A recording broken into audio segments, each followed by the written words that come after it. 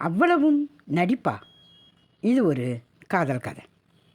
Director விஸ்வாவுக்கு பெரிய shock, ஆனந்த அதிர்ச்சி.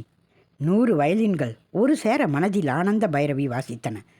காரணம், தற்போது டிவியில் வந்த நடிகை மீராவின் பேட்டி. பளிச்சென்று ஓப்பனாய் மனம் திறந்து சொன்னாள், I feel I am in love with director Viswa. இன்னமும் அவர்கிட்ட நான் சொல்லலை. இதன் மூலம் என் காதலை டைரக்டர் விஸ்வாவுக்கு ரசிகர்களுக்கும் அறிவிக்கிறேன். என்னது? கிள்ளி பார்த்து கொண்டான். நடப்பது கனவல்ல, நிஜம்தான். மீரா மேக்கப்பே தேவையில்லாத பேரழகு. கடந்த 5 வருடமாய் ஃபீல்டில் நம்பர் 1. ஏகப்பட்ட நடிகர்கள், ப்ரொடியூசர்கள், டைரக்டர்ஸ், கேமராமேன், ஏன் தொழிலதிபர்கள் கூட நேரே வந்து வலிந்து சொல்லிவிட்டு டயர்டாகி போனார்கள். எதிலும் சிக்காத விளாங்கு மீன். என்னிடமா? எப்படி? 2 வருடம் முன்பு உனக்கு நடிக்கவே வராதென முகத்துக்கு நேரே திட்டி மீராவை படத்திலிருந்து கலட்டி விட்டேனே. எவ்வளவு ஆத்திரமும் கோபமாய் போனாள். போன வாரம் சிறந்த நடிகை போட்டியில் என் ஒரே ஒரு ஜூரியின் ஓட்டால் மீரா தோற்று போனது அவளுக்கு தெரிந்த விஷயம்தானே.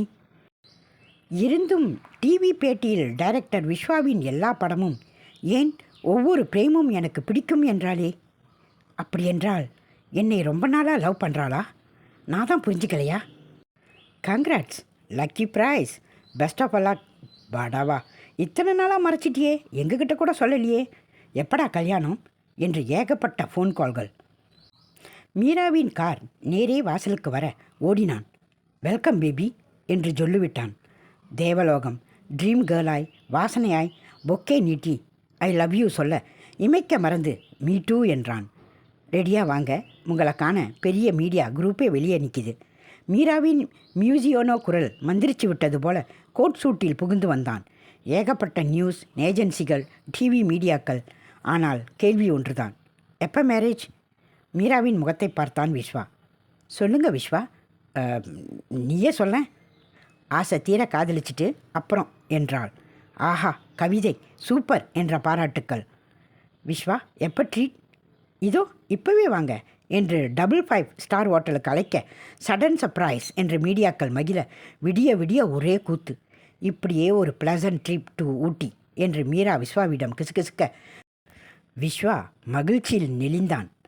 3 நாட்கள் ஊட்டியில் ஹாட் ஸ்டே. பணம் பம்பரமாய் சுற்றி பறக்க எதை பற்றியும் கவலையில்லாத மோன நிலை. மறுபடி ஊருக்கு திரும்பினால் மீராவும் கூடவே தங்க 1 வாரம் ஒரு நொடியாய் பறக்க. என் வீட்டுக்கு எப்போ வரீங்க? இதுதான் இனி உன் வீடு, அது என் மாமியார் வீடு என்றான்.